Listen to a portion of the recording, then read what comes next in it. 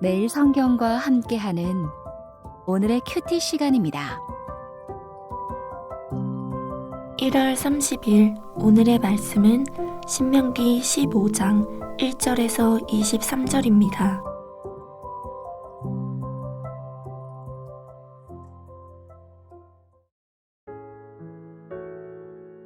내 7년 끝에는 면제하라.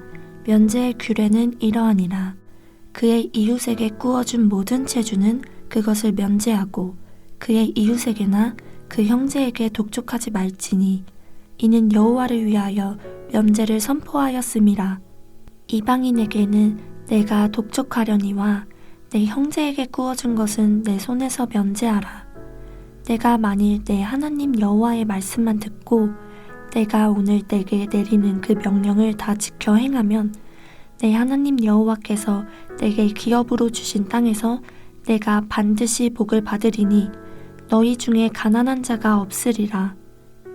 내 하나님 여호와께서 내게 허락하신 대로 내게 복을 주시리니 내가 여러 나라에게 구워 줄지라도 너는 꾸지 아니하겠고 내가 여러 나라를 통치할지라도 너는 통치를 당하지 아니하리라.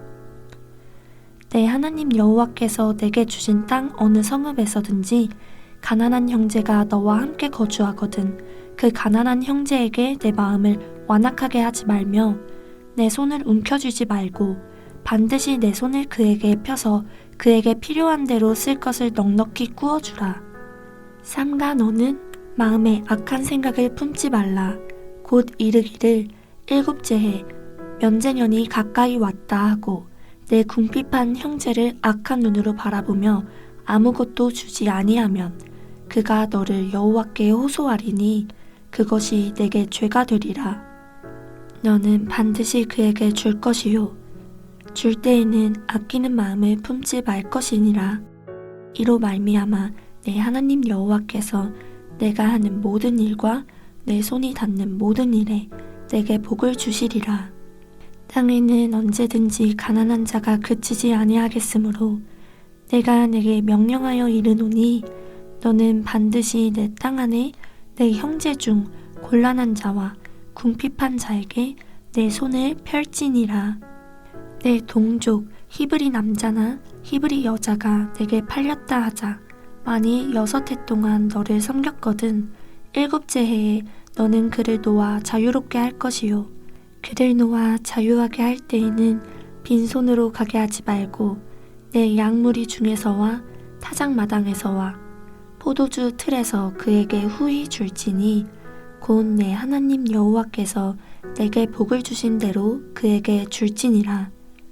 너는 애굽 땅에서 종되었던 것과 내 하나님 여호와께서 너를 속량하셨음을 기억하라. 그것으로 말미암아 내가 오늘 이같이 내게 명령하노라.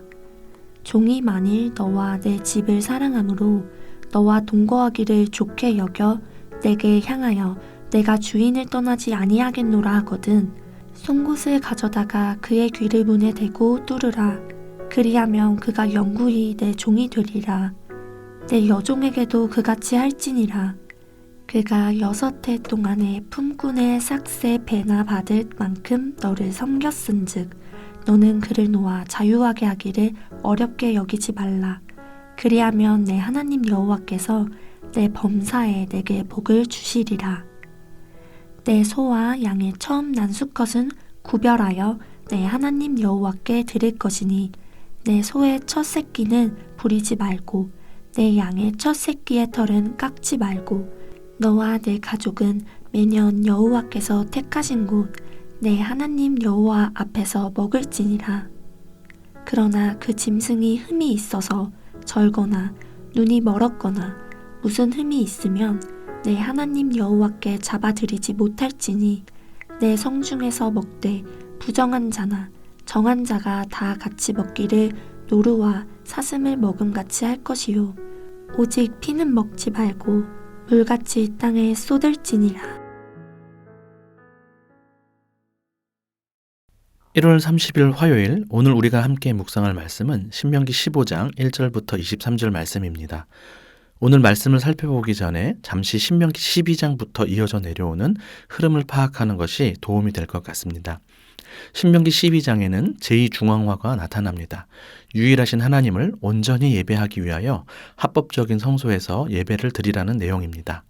이어지는 13장은 우상 숭배를 금지하는 내용이고 14장은 우상이 아닌 유일하신 하나님을 섬기는 자들이 거룩하게 살아야 한다는 말씀을 장례 문화와 음식 문화를 통해 알려준 후에 11조에 대한 내용이 이어졌습니다. 어제 살펴본 11조는 하나님 경외와 이웃사랑을 동시에 실천하고 표현하는 중요한 방편이었음을 확인하였고 하나님을 경외할 때 이스라엘 공동체가 계속 복을 얻을 수 있음을 살폈습니다. 오늘 말씀은 매일 성경 제목에 표현된 것처럼 하나님 나라의 대안적 경제에 대한 말씀입니다. 앞서 살펴본 흐름에 따르면 결국 우상을 숭배하지 않고 유일하신 하나님만 섬기는 신앙의 거룩함은 결국 공동체적이고도 사회적인 경제를 통해서도 구체화된다는 것임을 알 수 있습니다.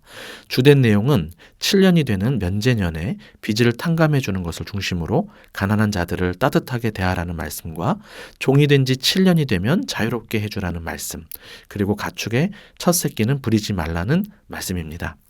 먼저 면제년을 살펴보겠습니다. 레위기에서는 안식년이라고도 표현하는데요. 레위기를 기본 전제로 한 상태에서 신명기는 면제라는 경제적인 부분에 초점을 맞추어 설명합니다. 사실 1절에 나오는 매 7년 끝은 초막절을 가리킵니다. 초막절은 농사와 관련해서는 수확물을 거둔 후 주신 것에 감사한 마음으로 지키는 절기이고 신학적으로는 이스라엘 백성이 애굽의 노예였다가 해방되어 광야 생활을 했던 것을 기념하는 절기입니다. 곧 오늘 본문 15절에 나와 있는 표현대로 속량의 경험을 떠올리게 하는 절기죠. 절기와의 관련성을 생각해 볼 때 속량받은 백성은 속량하는 삶을 살아야 한다고 말씀하시는 것 같습니다. 아니, 우리의 아버지 하나님이 속량하시는 분이시니 아버지를 닮아 자녀들 역시 속량하는 삶을 살기를 원하시는 것 같습니다. 2절에 여호와를 위하여 면제를 선포하였다라고 하는 말씀은 여호와의 면제년이다라고 번역하는 것이 더 자연스럽습니다.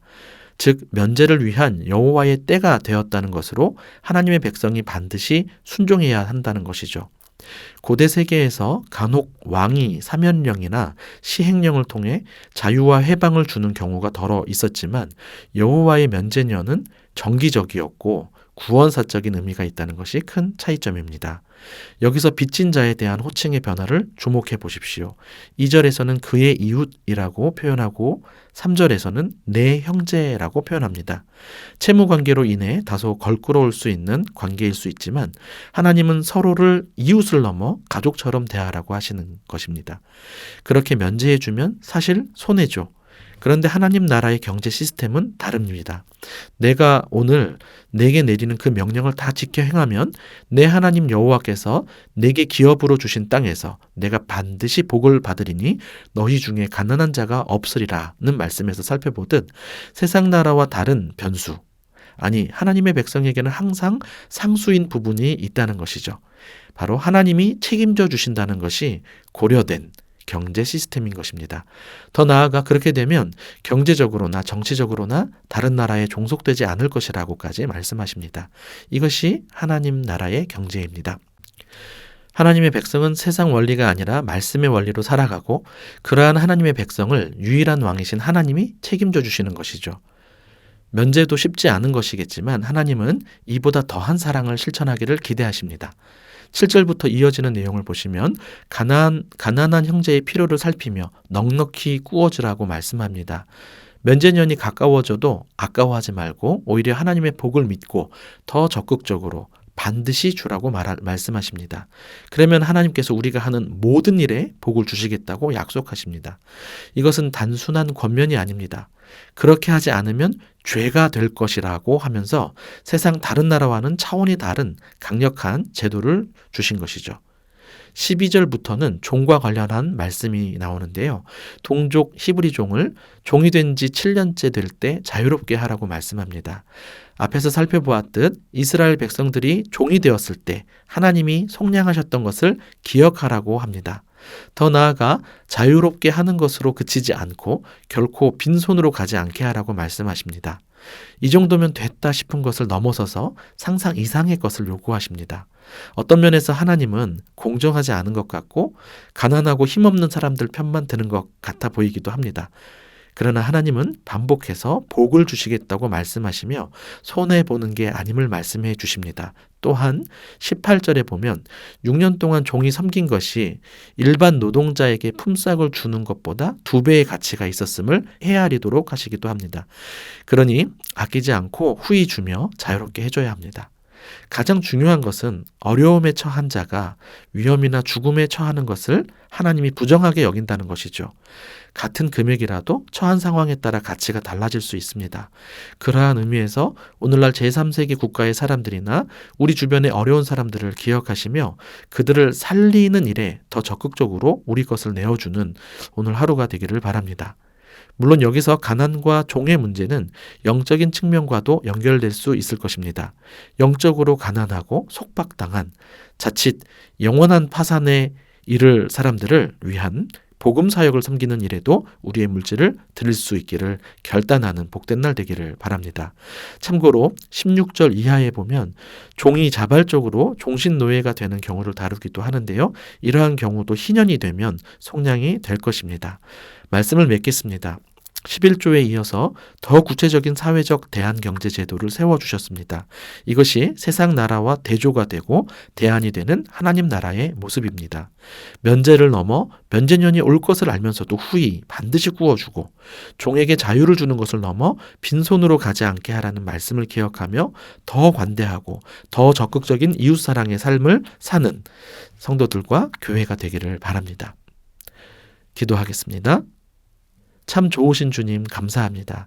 주님이 통치하는 나라의 모습이 세상 어느 나라보다 복된 나라임을 한 번 더 깨닫게 됩니다. 가난한 자가 없는 나라, 서로를 형제로 여기며 어려울수록 더욱 돕는 나라, 그리고 무엇보다 하나님의 돌보심과 채우심과 축복이 가득한 나라, 이런 나라를 우리에게 주시기 위해 예수 그리스도를 보내주시고 우리를 구속하여 주심에 감사합니다. 구속받은 자로서 구속하는 삶을 살기를 원합니다. 오늘도 하나님 닮은 거룩으로 세상의 계산법이 아니라 하나님 나라의 계산법과 경제 원리대로 사람을 살리고 사랑하는 삶을 살게 하여 주옵소서. 예수님 이름으로 기도합니다. 아멘.